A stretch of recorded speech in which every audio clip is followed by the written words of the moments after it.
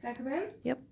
Hi, my name is Lyric. I'm a Southwest Tech nursing student. I have doctor's orders to give you some IV medication. I'm going to provide privacy for my client, and I'm checking my doctor's orders, which what I have here is just the drug guide packet, and we highlighted what we need to know for the first part of medication, such as the side effects and all that fun stuff. And then I have my math written down for my hour rate and my drop rate. So that's the only paper we have. So let's go verify the doctor's orders. And can I please have your name and birth date, please? Amber Driscoll, March 5th, 1993. Okay, and I'm checking the wristband. And Amber, do you have any allergies? No. Okay, so I'm going to put on my gloves.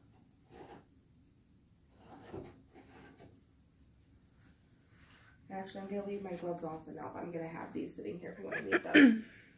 So, we're using cefazolin sodium, which with our MAR, it's just down as 0.9 sodium chloride. But this is the drug that we would be giving. The safest dose, or like the safe dose, is 250 milligrams to 1.5 GM every 6 to 8 hours. We're giving 50 milliliters. Let's see here. So dilution, you want 50 to 100 milliliters of D5W, NS, or other compatible infusion solutions. You can see the chart is in here as well for finding that. And then some of the side effects is, indications and uses are serious infections of the bone, joints, skin, soft tissue, respiratory tract, biliary tract, and GU tract, septicemia, and endocarditis. And then some precautions would be penicillins, cephalosporins, and other allergens. You want to monitor for any early symptoms of hypersensitivity reactions. You'd want to see the renal function, drug serum levels, and PT. And some side effects would be anorexia, CDAD, diarrhea, elevated BUN, and creatine, I don't know how to pronounce that. Creatinine levels. Can I pronounce that right? And then the antidote would be fluids, electrolytes, protein supplements, and oral vancomycin or vancomycin or Flagyl as indicated. That's what we have for that. I believe I got everything on there. And so I would check signs of phlebitis, which would be redness or anything like that. Pain, swelling. I'm also seeing that this was put in yesterday, so that in the catheter is all good and ready to go, because we would want to change that if it had been 96 hours. I'm also going to check for infiltration, which would be a hard, cool bump and swelling. So that is all good.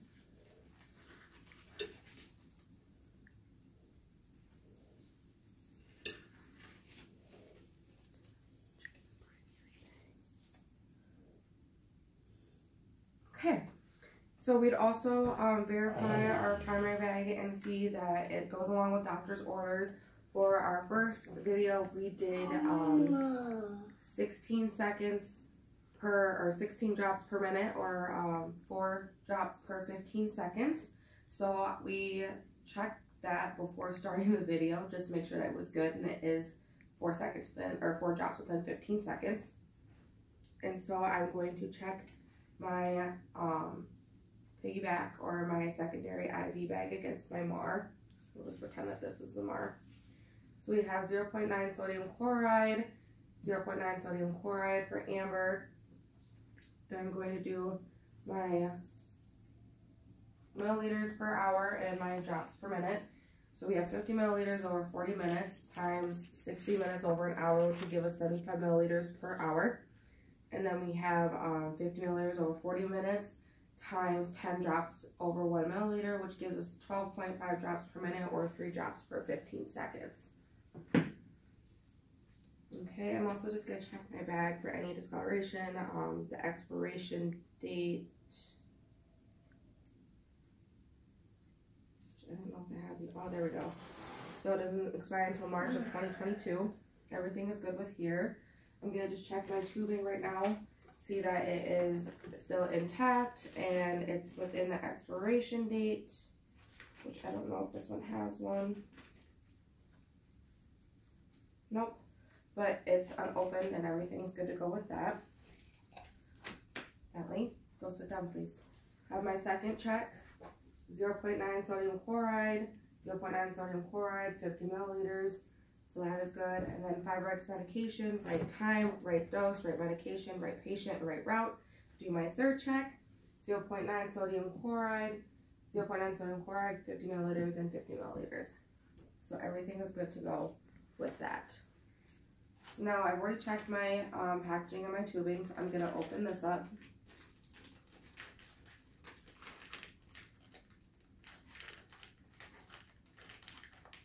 Maybe.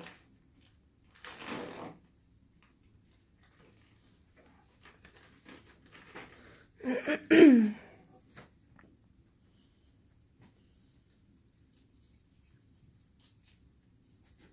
sit down, please. You can watch me while you sit down. Sorry, my son is in the video. Okay. So I'm gonna take this off, maintaining sterile technique. I'm gonna close this clamp first. I'm gonna take this off. I'll spike the bag.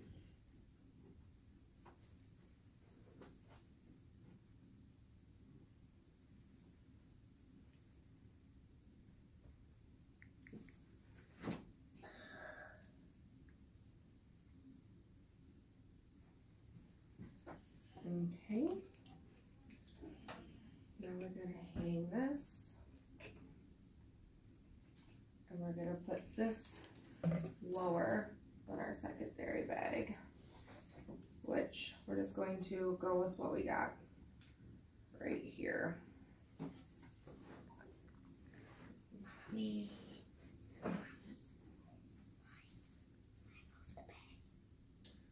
we have any alcohol wipes? No? Okay. Yeah. Well, okay. Well, we're just going to take this one up since we forgot alcohol wipes, which you would, of course, use alcohol wipes. And we're just going to clean. Try to find the right port. Clean the port closest to us on the primary IV bag for 30 seconds. We clean, clean, clean, clean, clean. Really good. Circular motion. Go pretend that that was 30 seconds for the sake of the video. And we would take this off and attach. Okay. And then want to take the secondary bag and have it lower than the primary bag, which since that is so low, it's going to be a little difficult, but we'll figure it out. I'm going to open up my roller clamps and we're just going to prime this bag until the drops right here is halfway full.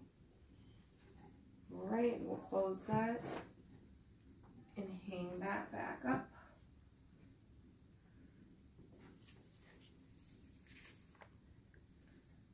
And now I'm gonna get my drops ready. Let's see, you said 3 drops per 15 seconds. So I got my watch here. Let me just get this open.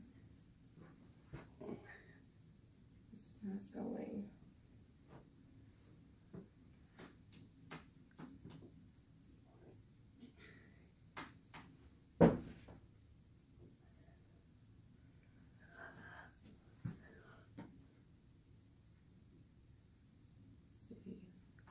You gotta use the primary tube clamp. Yeah. Oh. No, because that would change the drop rate from primary bag, wouldn't it?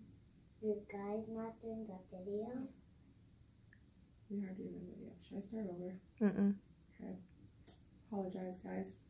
Can you please go sit down? Yes, ma'am.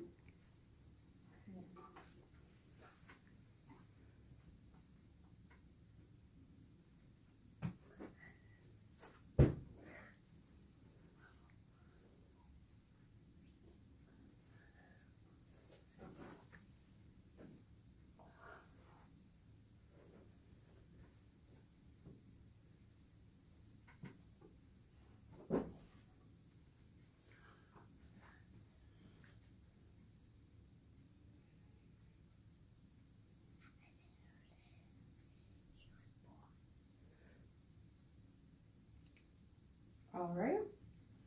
So then I would tape on the secondary tubing, and I would have my initials, the time and date for when we started the secondary IV fluids. And then I'm going to go ahead and verbalize what we would do to stop a catheterization or an IV. You would take, well, I would wash my hands. I'd put on clean, non-sterile gloves. And I would take a 2x2 and I would hold it right here, and you don't want to apply any pressure. And before doing all this, you'd want to have another clean towel underneath to just protect yourself from any messes. And then you would pull the catheter out straight along with the vein. You don't want to apply any pressure. And then you would put the 2x2 gauze over it, apply pressure for a full 1 to 3 minutes. For lab, we'd probably be doing 2. And after that, we'd discard that one and we put another 2x2 folded over the insertion site, and we'd secure it with tape. And then while I'm here, is there anything else I can do for you? Nope. And I would go document.